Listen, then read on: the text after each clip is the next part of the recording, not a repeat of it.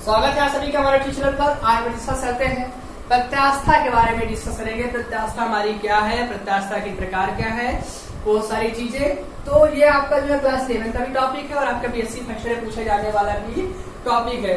तो वीडियो को आप लोग अंत तक देखते रहिएगा, सारी चीजें क्लियर होंगी।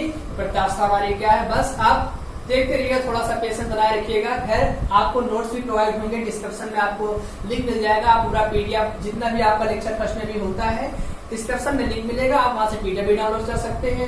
पीडीएफ में दिक्कत आती है वहां पे आपको हमारा व्हाट्सएप नंबर होगा, आप वहां से नोट्स प्राप्त कर सकते हैं। तो समझना है सारी चीजें, बस थोड़ा सा ध्यान रखिएगा, सारी चीजें आपकी क्लियर होंगी। बहुत ही अच्छे से आप प्रत्यास्था के बारे में जान पाएंगे प्रत्यास्था हमारी क्या है।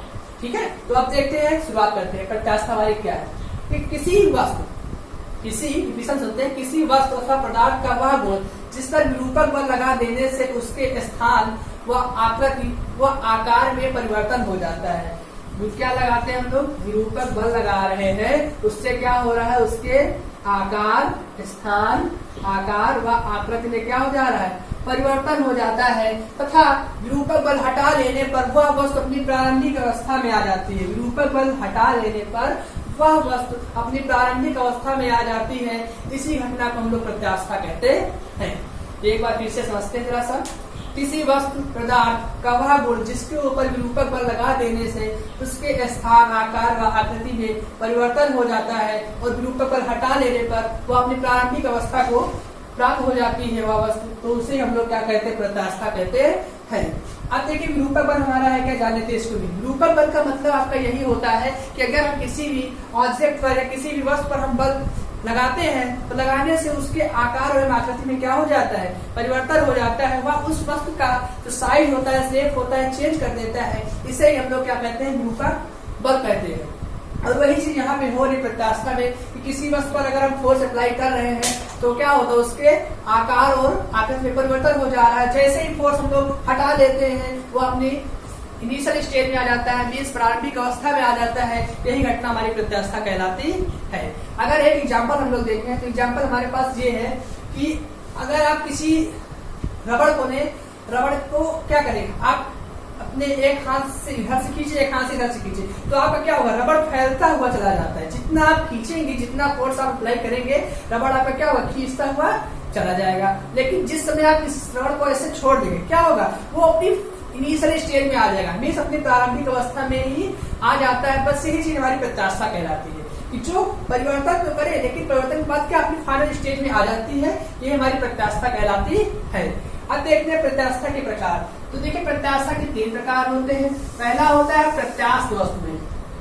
कौन सी, प्रत्यास्थ। प्रत्यास्थ वस्तु में वह होती है आपकी इलास्टिसिटी जिसे कहते हैं। तो ये आपकी वह होती है कि जिनमें आपका विरूपक बल लगाया जाए और उनमें कोई परिवर्तन ना हो, अपनी फाइनल स्टेज में आ जाए, तो उसे हम लोग क्या कहते हैं, प्रत्यास्थ वस्तुएं कहते हैं। एग्जाम्पल आपका यहाँ पे रबड़ हो सकता है, क्या हो सकता है, रबड़ हो सकता है। एग्जाम्पल ले सकते हैं, कोई दिक्कत नहीं। दूसरा देखते हैं, अभी एग्जाम्पल ले रहे हैं, बाकी आगे भी ड्राइव करते हैं। दूसरा हमारा दृढ़ वस्तु मीन्स रिजिड। ये आपका इलास्टिसिटी, ये आपका रिजिड, इलास्टिसिटी।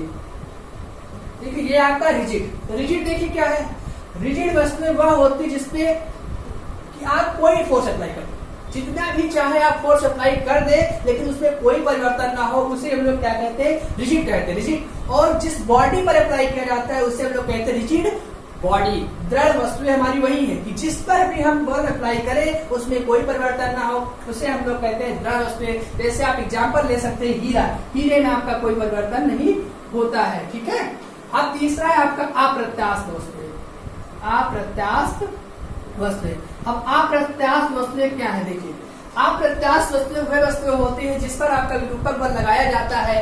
विरूपक बल लगाने से उसके स्थान और आकृति में परिवर्तन हो जाता है और परिवर्तन के बाद अगर विरूपक बल हम लोग हटा देते हैं तो उसमें वो अपनी फाइनल स्टेज में वस्तु नहीं पहुंच पाती है, मीन्स अपनी प्रारंभिक अवस्था में नहीं लौट पाती है वह वस्तु। बस यही घटना हमारी अप्रत्यास्थ वस्तुएं कहलाती है। इनइलास्टिसिटी बॉडीज कहलाती है। इसमें अब एग्जाम्पल हो सकता है मोम। क्या हो गया, मोम। मोम आपका फाइनल स्टेज में नहीं आ सकता। अगर आप इसको पिघला देंगे, फिर अगर आप चाहें किसी को फाइनल ले आए तो आप नहीं ला सकते। अगर किसी भी प्रकार से अगर मोम को हम फोर्स अप्लाई करते हैं तो वो फाइनल स्टेज में नहीं आ सकती। आपका डेली यूज का एग्जाम्पल है साबुन। अब आप समझ गए होंगे अच्छे से। साबुन भी अगर डेली यूज कर रहे हैं तो उसको कभी स्तर में नहीं ला सकते हैं। तो ये थे प्रत्यास्था के प्रकार। अब देखते हैं प्रत्यास्था की सीमा। प्रत्यास्था की सीमा, अब देखिए प्रत्यास्था की सीमा क्या है। सिंपल वे में देखते हैं। जब किसी वस्तु अथवा पदार्थ का वह गुण जिस पर हम विरूपक बल लगाते हैं तो उसके स्थान एवं आकृति में क्या हो जाता है, परिवर्तन हो जाता है। परिवर्तन और विरूपक बल हटा देने से वस्तु जितना अपने प्रारंभिक अवस्था में आ पाती है, विरूपक बल हटा देने पर वस्तु जितना अपनी प्रारंभिक अवस्था में आ पाती है, प्यूरली पूरी आ जाती है तो आपकी प्रत्यास्थ वस्तु हो गई। बट कम आ पाती है, थोड़ा आ पाती, जितना भी आ पाती है उसे हम लोग क्या कहते हैं, प्रत्यास्था की सीमा कहते हैं। एक बात फिर से समझते हैं। जब हम किसी वस्तु पर कोई बल लगाते हैं या विरूपक बल लगाते हैं तो अपनी प्रारंभिक अवस्था में वापस लौटने में जितना शेप उसका लौट पाता है वही हमारा क्या कहलाता है, प्रत्यास्था की सीमा कहलाता है। तो ये डिफिनेशन थी हमारी प्रत्यास्था की सीमा की, मतलब जितना विरूपक बल हटा लेने से जितना ही हमारी वस्तु अपनी प्रारंभिक अवस्था में आएगी। रबड़ तो आपका आ ही जाता है। कभी कभी ऐसा होता है, स्प्रिंग देख लीजिए, स्प्रिंग आप खींचते हैं तो स्प्रिंग की लंबाई क्या होती है, बढ़ जाती है, और आप छोड़ते हैं तो बीच में उसके, हमने एक वेव्स की वीडियो डाली थी, अगर आप देख लेंगे उसको तो आपके लिए बहुत ही अच्छा हो जाएगा। ठीक है, लिंक आपको डिस्क्रिप्शन में मिल जाएगा। तो क्या होता है कि जो किनारे किनारे के जो स्टेज होते हैं वो फैल जाते हैं स्प्रिंग में आपको, बीच में जो होता है आपका सिकुड़ जाता है, मीन्स ज्यादा आपका स्टेज आ जाता है, जिससे संपीड़न कहते हैं, दूर दुरारे को विरलन कहते हैं। तो वही होता है कि जितना आपका लौट पाता है उतनी जो सीमा, जितनी वो लौटने की उसकी आवश्यक होती है, उसे ही हम लोग कहते हैं प्रत्यास्था की सीमा। क्या कहते हैं, प्रत्यास्था की सीमा। अब बात करते हैं आगे हम लोग प्रतिबल के बारे में। अब यहाँ से हमारा आगे बढ़ता है कोर्स। प्रतिबल हमारा क्या है, तो देखिए प्रतिबल आपका जो होता है, इसी पृष्ठ पर लगने वाला अभिलंब प्रतिक्रिया बल ही आपका प्रतिबल कहलाता है। प्रतिबल बराबर आपका होता है F/A। इसका मात्रक आपका क्या हो जाएगा, बल का मात्रक आपका न्यूटन, क्षेत्रफल का मीटर स्क्वायर, न्यूटन प्रति मीटर स्क्वायर इसका आपका मात्रक हो जाएगा। और अगर आपकी विमा की बात करें तो विमा आपकी जो है वो mL-1T-2 हो जाएगी। ये है आपका प्रतिबल। कि प्रतिबल हमारा क्या होगा, किसी पृष्ठ के एकांक अभिलंबोत कार्य करने वाले बल को हम लोग क्या कहते हैं, प्रतिबल कहते हैं। P बराबर F/A, मात्रक हमारा क्या हुआ, न्यूटन प्रति मीटर स्क्वायर, विमा हमारी क्या हुई mL-1T-2। तो ये था प्रतिबल। अब प्रतिबल भी हमारा 3 प्रकार का होता है। कितने प्रकार का होता है, 3 प्रकार का होता है। पहला है आपका अभिलंबोत प्रतिबल, दूसरा अनुदैर्ध्य प्रतिबल, तीसरा स्पर्श रेखीय प्रतिबल। ये है 3 प्रकार के हमारे प्रतिबल होते हैं। तो जानते हैं कि हमारा अभिलंबोत प्रतिबल क्या होता है, अनुदैर्ध्य प्रतिबल क्या होता है, और स्पर्श रेखीय प्रतिबल क्या होता है।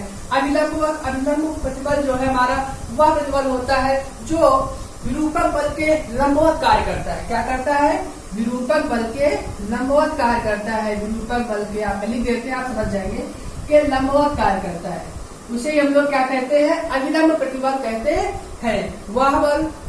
वह प्रतिबल जो विरूपक बल के लंबवत कार्य करता है उसे ही हम लोग अभिलंब प्रतिबल कहते हैं। अब आते हैं अनुदैर्ध्य प्रतिबल क्या है। तो वह प्रतिबल जो विरूपक बल के अनुदिश कार्य करता है। कैसे कार्य करता है, अनुदिश कार्य करता है, उसे भी हम लोग क्या कहते हैं, आपका अनुदैर्ध्य प्रतिबल कहते हैं।